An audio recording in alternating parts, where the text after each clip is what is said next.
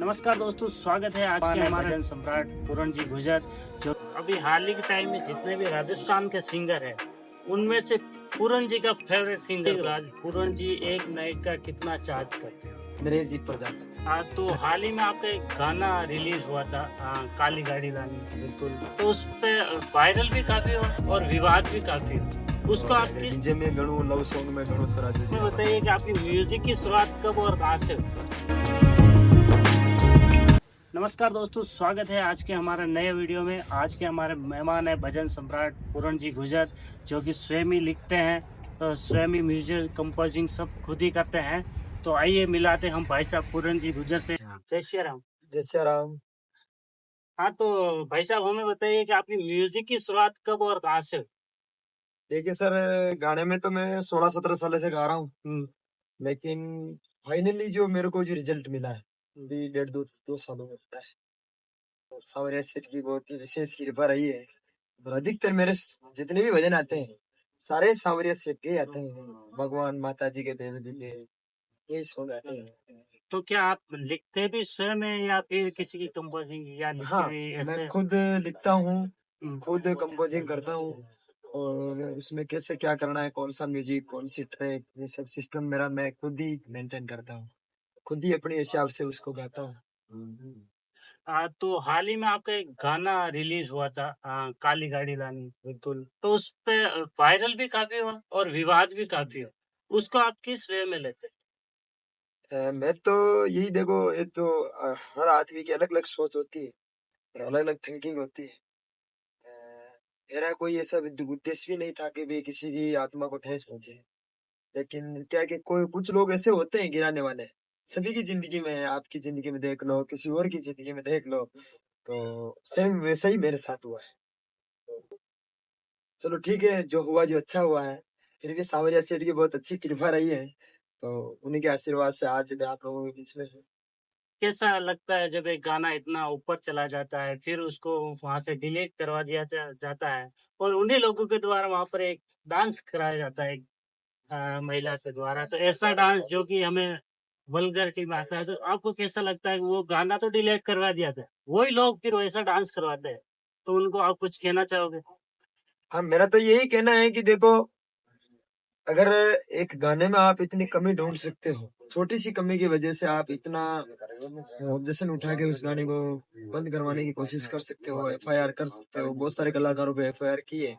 तो मैं तो यही कह रहा हूँ कि अगर आपको ये गाना पसंद नहीं है, भगवान के भजन भी अगर आपको पसंद नहीं आ रहे हैं, तो ये डांस तो थोड़ा गलत ही है।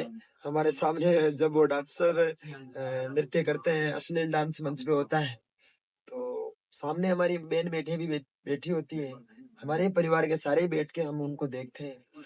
तो मेरा यही कहना है कि ये भी गलत है, ये तो बहुत सारा बहुत गलत है बोले तो, क्योंकि हमारी संस्कृति को हम खुद ही पीछे धकेल रहे हैं। इसलिए ये थोड़ा गलत है, डांस नहीं होना चाहिए मंच के ऊपर। तो आप हमें बताइए आपका गांव कहाँ है और आपकी पढ़ाई कहाँ तक हुई है? इसके बारे में भी थोड़ा बताइए। पढ़ाई तो मेरी सर, जैसे कि मैं शुरू में पढ़ा था जाली स्कूल में, मेरे गाँव के पास में है। दूसरा मैं रतनपुरा स्कूल में पढ़ा था, और 10वीं तक मैंने पढ़ाई की है। और उसके बाद मैंने पढ़ाई छोड़ दी, मेरे पिताजी थोड़े बीमार हो गए थे इसलिए। और मेरा गांव भीलवाड़ा जिला है, हासिल तहसील है, और उसके रतनपुरा पंचायत है। और छोटा सा मेरा गांव है सुखामणी, जहाँ पे मेरा निजी निवासी मैं वहीं रहता हूँ। तो जो आपका ये पॉपुलर गाना है काली गाड़ी वाला, उसकी दो लाइनें हो जाए तो और मजा आए। बिल्कुल, क्यों नहीं। अरे सुन रे सांवरा मंडफिया वाला, काली गाड़ी लानी है, घना गरीबा ने सेठ बनाया, अब के बारी मारी है, गढ़ मंडफिया में बैठो सांवरो, लाखारो वो पारी है। एक आपका बीच में एक और गाना भी वायरल हुआ है, उसके ऊपर आपने इंस्टाग्राम पे आकर बोला भी था, लेकिन लोग उसमें आपकी छाप को हटा रहे थे। उसको लेकर आपका क्या कहना है? जब जन्मदाता आप हो, उसको हटा दिया जाता तो कैसा लगता है? देखो, बहुत दुख होता है, क्योंकि मेहनत साहब इतनी होती है कि जब हम 10 गाने रेडी करते हैं कंप्लीट, एक गाने को पॉपुलैरिटी में पॉपुलैरिटी लाने के लिए 10 गाने बनाते हैं, 10 गाने बनाते हैं, उसमें से उसकी अलग अलग तरीके से उसकी पेंटिंग होती है। बाद में 10 गानों से एक गाना बनता है। अगर उस गाने को हाईलाइट अगर वो गाना हो जाता है तो कोई छाप नहीं लगाता है। जैसे कि आप उसमें तो ये वाली बात हो जाती है साहब, दिन इतना दुखता है कि क्या बोलूं मैं आपको, कि जैसे कि मकान हमने खड़ा किया और कोई किराएदार आया और उसने कब्जा कर लिया, ये वाला सिस्टम हो जाता है। इसीलिए बहुत दिल दुखता है, चाहे कोई भी हो, किसी भी कलाकार का हो भजन, गाने में कोई तकलीफ नहीं, सारे गा सकते हैं उसको। लेकिन इतना जरूर होना चाहिए कि जिस कलाकार ने ये भजन बनाया है और जिसने इसको गाया है तो उसकी छाप होना बहुत जरूरी है, क्योंकि वो उसकी मेहनत है, उसका मखान है साहब। एक कलाकार को अपनी पहचान बनाने में बहुत मेहनत करनी पड़ती है, और मुझे पता है कि मेहनत, गरीबी से बाहर आना एक कलाकारी के अंदर बहुत बड़ी बात है। तो हाल ही में अभी प्रकाश जी माली ने जो इंटरव्यू दिया है गानों को लेकर, उनके बारे में आपका क्या विचार? देखो ये उनकी राय है, उनका सिस्टम, तो आप उनके अपनी निजी राय संबंधी है। नहीं, जब उन्होंने भी तो अपने लिखे गाने तो गाए ही नहीं, उन्होंने कौन से अपने गाने गाए? तो वो जिस तरह वो बात कर रहे, तो आपको क्या लगता है ये सही बात है या गलत? देखो एक तरीके से तो सही है कि वो कलाकार है, उसने गाया है। अगर वो नहीं गाता तो मीडिया में आता ही नहीं, है ना। तो ये उसकी भी प्रॉपर्टी है। और दूसरी सबसे ज्यादा मेहनत है तो न्यूज वालों की, लाइव वालों की, कैमरे वालों की, म्यूजिक कंपनियों की। उन्होंने उस गाने को अच्छे तरीके से मार्केट में पेश किया है और उन्होंने उस मार्केट में उन भजनों को चढ़ाया है। तो देखो उन्होंने जितने भी भजन गाए वो सारे ट्रेडिशनल है भजन, सारे पुराने लिखे हुए हैं, बड़े बड़े संतों के, बड़े बड़े कवियों के लिखे हुए भजन। तो वो उनकी खुद की निजी संपत्ति नहीं है। तो कल को वो भी बोल दे कि हमारे गाने गाए, हमारे को उसका अमाउंट नहीं मिला है, स्ट्राइक वगैरह लगा दे, तो ये बात तो ये थोड़ा गलत है। कोई बंदा मेहनत कर रहा है 30 सालों से, 35 सालों से, 20 सालों से, या 15 सालों से, 5 सालों से मान लो, अगर किसी के चैनल पे ये भजन पड़ा है और वो भजन उसके चैनल पे चल गया, हाँ इतना बनता है। यूट्यूब कंपनी का सिस्टम है कि अगर कोई सिंगर ने गाना गा दिया और वो भजन चल गया तो उसमें 20%, 30%, 40% कलाकार ले सकता है, जितना भी अमाउंट कंपनी के द्वारा आता है वो ले सकता है। लेकिन ऐसा नहीं है कि वो पूरे गाने का हकदार हो जाए, नहीं। अगर गाना स्वयं सिंगर का ही है, जिसने गाया, उसी ने बनाया, उसी का है, तो वो जरूर ले सकता है। तो आपके गाने भी बहुत सारे सिंगर गा रहे हैं।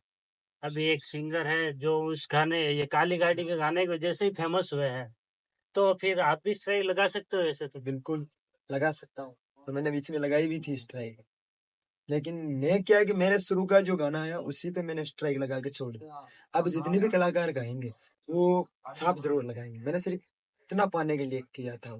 छाप बहुत जरूरी। छाप होना जरूरी, चाहे किसका भी हो, जिसका मकान है, हम किराएदार है तो हैं, उसमें क्या दोहराई। देखो गाने में अपन को शर्म नहीं आ रही है तो छाप लगाने में शर्म क्यों आ रही है? सही। भाई अपन उसका भजन गा रहे हैं, गाने में अपन को शर्म नहीं आ रही है तो छाप लगाने में शर्म कौन सी बात है? ये आपका मकान है तो है, आपके, मैं किराएदार हूँ तो हूँ, मैं तो सिर्फ गा ही रहा हूँ, बनाया तो उसने है ना।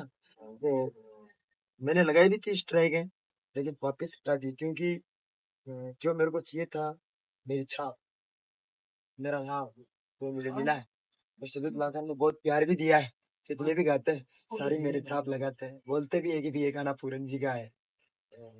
मेरे जितने भी सॉन्ग है, मैं पहली बात तो किसी की कॉपी करता भी नहीं, किसी की हाँ, पुराने संतों के गाए हुए भजन है, कंदीराम जी गुजर, कबीर जी, रोहिदास जी, तुलसीदास जी, मीरा बाई, कर्मा बाई, इनके जितने भी पुराने संतों के जितने भी भजन है, ग्रंथों के जितने भी भजन, वो मैं सारे ही गाता।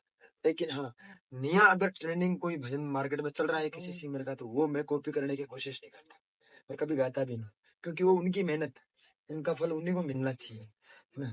और मैं मेरे खुद के गाए हुए गाता हूँ, मेरे सारे भजन लोग गाते ही हैं और काफी लोग पसंद भी करते हैं। तो आपको ऐसा नहीं लगा सिंगिंग जो शुरू शुरू में पहले इतना अमाउंट मिलता नहीं, पॉपुलैरिटी भी नहीं थी, ऐसा नहीं लगा कि इस लाइन को छोड़ देना चाहिए, इससे गुजारा नहीं होने वाला, लाइफ टाइम मतलब इससे ही जिंदगी चलेगी या नहीं चलेगी, ऐसे विचार तो आए होंगे? क्यों नहीं सर, आते हैं ना, वो तो आए थे। और जब मैंने ये काली गाड़ी गाई थी शुरू में, उसके दूसरे दिन मेरे अहमदाबाद जाने का टिकट था, क्योंकि मुझे ऐसा लगा कि भाई इस लाइन से अपना गुजारा नहीं होगा। जीते तो जिंदाबाद, नहीं तो अहमदाबाद। हाँ, हाँ। इसीलिए ऐसा ही हुआ मेरे साथ। और दूसरे दिन ये भजन वायरल हो गया था और काफी अच्छा रिस्पांस भी मिला है। सारे प्रोग्राम भी बहुत अच्छे आते हैं और काफी लोगों का प्रेम रहता है। और भगवान ने, जैसे कि आप समझ लो ये कि मेरे साथ तो ऐसा हुआ कि अगर कोई नाले के अंदर जो कीड़ा होता है उनको बाहर निकाल के सांवरिया सेठ ने नेला धुला के कपड़े पहना दिए। बस इतना जरूर मैं सांवरिया सेठ का शुक्रगुजार हूँ कि उन्होंने मेरी जिंदगी में बहुत बड़ा। तो आपके परिवार में और कौन कौन है? मेरे परिवार में मेरे बड़े भैया हैं, पिताजी को गुजरे हुए 10 साल हो गए हैं। और मेरे बड़े भैया हैं, मेरी माता राम है, मेरे भाभी जी है और 2 छोटे छोटे भतीजे भतीजी भी हैं। और मेरे खुद के घर वाले हैं। बस हमारे परिवार में हम ज्यादा नहीं, ज्यादा से ज्यादा होंगे तो 7 जन हैं, इससे ज्यादा नहीं। अभी हाल ही के टाइम में जितने भी राजस्थान के सिंगर हैं, उनमें से पूरन जी का फेवरेट सिंगर कौन है? मेरा, हाँ, देखो मेरा सिंगर तो एक ही है राजस्थान में, चाहे लोग उनको सुनो चाहे मत सुनो, बहुत अच्छा गाते हैं। और उनके भजन सारे काफी भजन पॉपुलर भी है और बहुत अच्छा भी गाते हैं, सरल स्वभाव के, नरेश जी प्रजापति। नरेश जी प्रजापति। हाँ, उनका गाड़ी हमारी सीधी रणोजा जाए, बहुत ही अच्छे सिंगर है और वो। मेरे अच्छे काफी अच्छे मित्र भी हैं। और अगर डीजे में गणू, लव सॉन्ग में गणू तो राजू जी रावल। इन दोनों के गाने सुनता हूँ, इसके अलावा मैं दूसरे सिंगरों के गाने नहीं सुनता।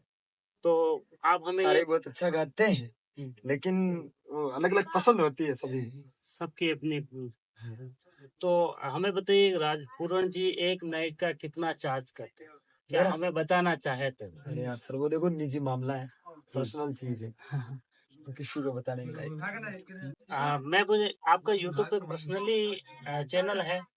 मेरा पर्सनली चैनल अभी अभी बनाया है।